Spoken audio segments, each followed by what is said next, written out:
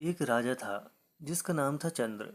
उसके बेटों को बंदरों से खेलना बड़ा अच्छा लगता था। लिहाजा राजा चंद्र ने वन से बंदरों की टोली को महल में आमंत्रित किया। उन्हें अच्छा खाने पीने को दिया, खूब सत्कार हुआ। फिर तो बंदर खुशी खुशी महल में रहने लगे। उन बंदरों का मुखिया था उशनस। वह इतना विद्वान था कि लोग उसकी तुलना देवता के गुरु बृहस्पति और असुरों के गुरु शुक्राचार्य से करते थे। उसकी समझदारी की बातें सुनकर खुद राजा भी हैरान होता था।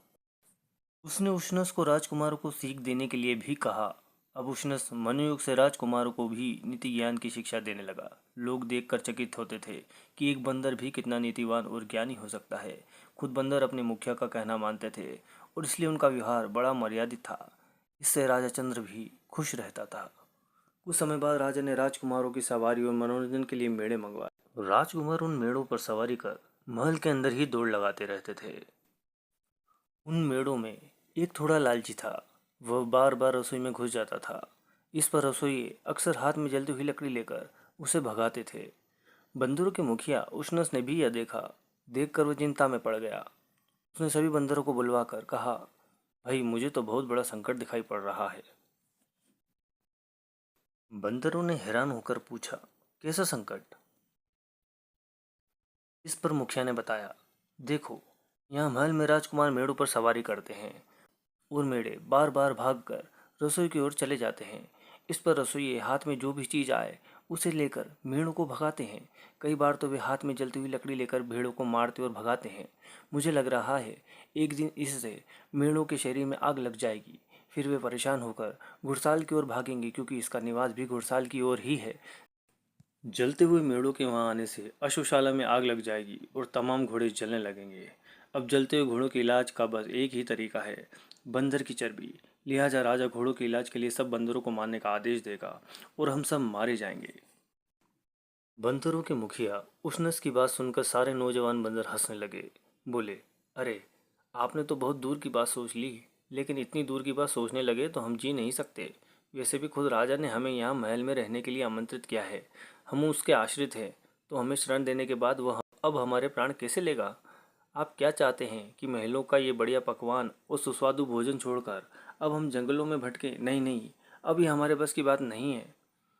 इस पर मुखिया उशनस बोला, ठीक है, समय आने पर तुम खुद महसूस करोगे। और जहाँ तक यह बात है कि राजा और राजकुमार तुमसे प्रेम करते हैं, तो तुम लोग भूल रहे हो कि वह प्रेम वहीं टिकता है जहाँ उसके पीछे कोई ना कोई उपयोगिता होती है। बेशक राजा को बंदर प्रिय है, लेकिन घोड़े उसके राजकाज के लिए कहीं ज़्यादा जरूरी है। इसलिए घोड़ों को बचाने की बात आएगी तो वह उसके लिए बंदरों को मरवाने में जरा भी नहीं हिचकेगा। उशनस की बात सुनकर सभी बंदर उसका मजाक उड़ाने लगे। बोले, लगता है अब बुढ़ापे में आकर आपका दिमाग चल गया है, इसलिए अब आप अपना ज्ञान बस अपने तक ही रखिए। यहाँ तक कि उशनस की पत्नी ने भी उसका साथ देने से इनकार कर दिया। अब उशनस अकेला वहाँ से चल पड़ा और एक वन में जाकर रहने लगा। पर उशनस के जाने के अगले दिन ही ठीक वही हुआ जो उसने कहा था। एक लालची मेढ़ा हमेशा की तरह रसोई में घुसा, तो गुस्से में आकर रसोइये ने उस पर चूल्हे से निकाल कर जलती हुई लकड़ी दे मारी। इससे मेढ़े के बालों में आग लग गई। होते होते सभी मेढ़े जल उठे और अब वे जान बचाने के लिए अपने निवास की ओर भागे, तो घोड़शाला में आग लग गई। बहुत से घोड़े आग की लपेट में जलकर मर गए। बहुत से बुरी तरह जले और घायल हो गए। राजा ने राजवेद को उन घोड़ों के इलाज के लिए बुलाया, तो राजवीर ने तुरंत कहा, बस महाराज, बंदरों की चर्बी ही इसका इलाज है। उससे इन घोड़ों की सारी जलन शांत हो जाएगी। राजा ने न चाहते हुए भी उसी समय महल में जितने भी बंदर थे उन्हें मारने का आदेश दे दिया, ताकि घोड़ों का इलाज हो सके। और सचमुच महल में अब कोई बंदर नहीं बचा था। जंगल में रह रहे बंदरों के मुखिया उशनस को जब अपने कुल के सर्वनाश की खबर मिली, तो वह दुखी और मर्माहत हो उठा। हालांकि कुछ समय पहले उसके कुल के लोगों ने ही उसे बुरी तरह से अपमानित किया था, लेकिन फिर भी उसके मन में उनके लिए गहरा प्रेम और स्नेह तो था ही। अपने संपूर्ण वंश के नाश होने पर वह दुखी और व्याकुल हो गया। जंगल में यहाँ वहाँ घूमने और भटकने लगा। एक बार उशनस किसी तरह जंगल में भटक रहा था।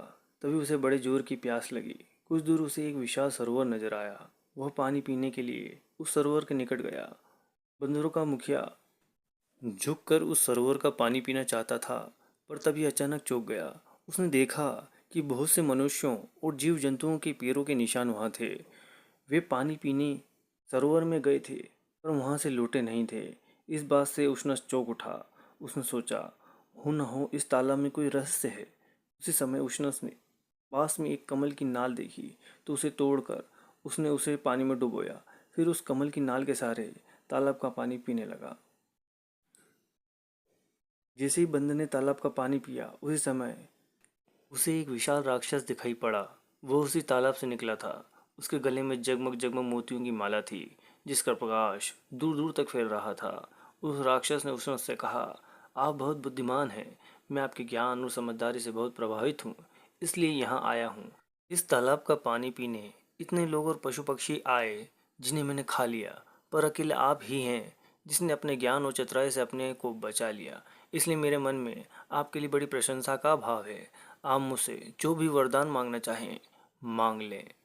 कृष्णस ने मुस्कुराकर कहा, अगर आप मुझसे प्रसन्न हैं तो आपके गले में यह जो अद्भुत मोतियों की माला है वो कुछ समय के लिए मुझे दे दें। उन अनोखे मोतियों की माला पहनकर उष्ण राजा चंद्र के पास गया तो राजा मोतियों की चमक देखकर हैरान रह गया। बोला, अरे ये तो अद्भुत मोती है। मैंने ऐसी मोतियों की माला कभी देखी नहीं।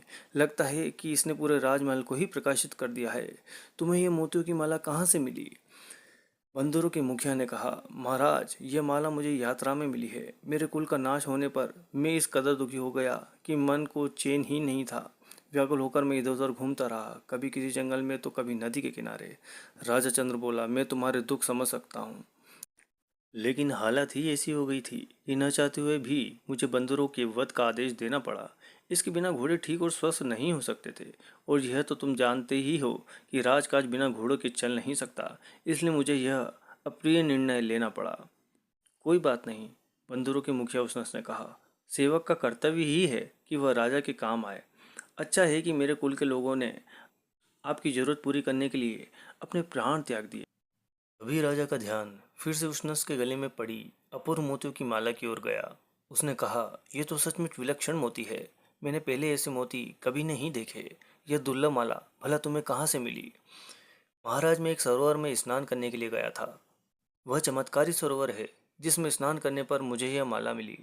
उष्णस ने कहा, जो भी उस सरोवर में स्नान करता है उसे ऐसी ही माला मिलती है। अगर आप चाहें तो अपने कुटुंब के साथ उस सरोवर पर स्नान के लिए चलें। राजा ने कहा, ठीक है, पर तुम्हें आगे आगे चलकर रास्ता दिखाना होगा।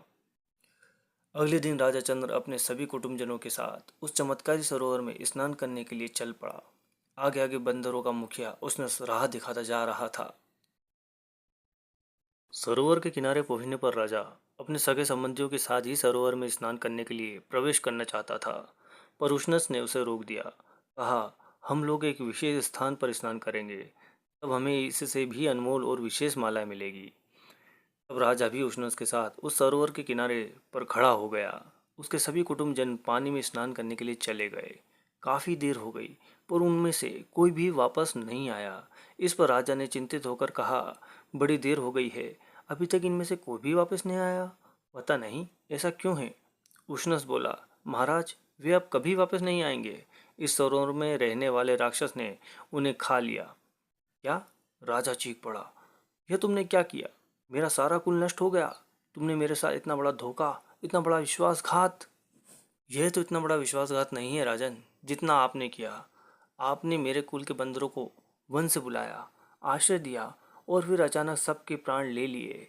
उसकी तुलना में तो यह विश्वासघात कुछ नहीं है। ओह, मैं कैसे अब धैर्य रखूं, मैं कैसे यह शोक सहन करूं? राजा ने विलाप करते हुए कहा। जैसे मैं सहन कर रहा हूँ, उसने कहा। इसलिए तो मैंने आपको सरोवर में प्रवेश करने नहीं दिया, ताकि आप जीवित रहें और अपनी आँखों के सामने अपने कुल का विनाश देखें। कुछ ऐसे दुख होते हैं जो मृत्यु से अधिक संताप देने वाले होते हैं। अब आप जीवन भर विलाप करते रहिए। अगर आप सरोवर में प्रवेश करके मृत्यु को प्राप्त होते तो आपको इतना कष्ट न होता। मैंने इसलिए आपको अकेले जीवित बचे रहने दिया, ताकि आप याद रखें कि आपने मेरे संपूर्ण कुल का नाश किया था और इससे मुझ पर क्या बीत रही होगी। राजा ने क्रोध में आकर कहा, हे उष्णस, तुमने मेरे साथ जो किया है उसके लिए ईश्वर तुम्हें कभी क्षमा नहीं करेगा। इस पर उष्णस ने व्यंग्यपूर्वक कहा, जो ईश्वर तुम जैसे क्रूर आदमी को क्षमा करेगा वह मुझे भी जरूर क्षमा कर देगा। मेरा अपराध तो तुम्हारी तुलना में कुछ भी नहीं है। अब राजा चंद्र भला क्या कहता। वह सिर झुकाकर वहां से चला गया। लेकिन इसके बाद उसने एक दिन भी कभी सुख की नींद नहीं ली। अब वह इस बात के लिए पछता रहा था कि जंगल से बंदरों को बुलवाकर और आशा देकर उसने कितनी निर्दयता से उन्हें मरवा दिया था। धीरे धीरे बंदरों को भी पता चला कि बंदरों के अत्यंत चतुर और बुद्धिमान मुखिया उशनस ने किस तरह शक्तिशाली राजा चंद्र से अकेले ही बदला ले लिया। सुनकर बंदरों ने उसकी जगह जगह जयगान करते हुए कहा, अगर कोई बुद्धिमान व्यक्ति चाहे तो अकेले ही बड़े बड़े शक्तिशाली शत्रु से टक्कर ले सकता है। नीतिवान उशनस ने अपनी बुद्धिमत्ता से यह साबित कर दिखाया है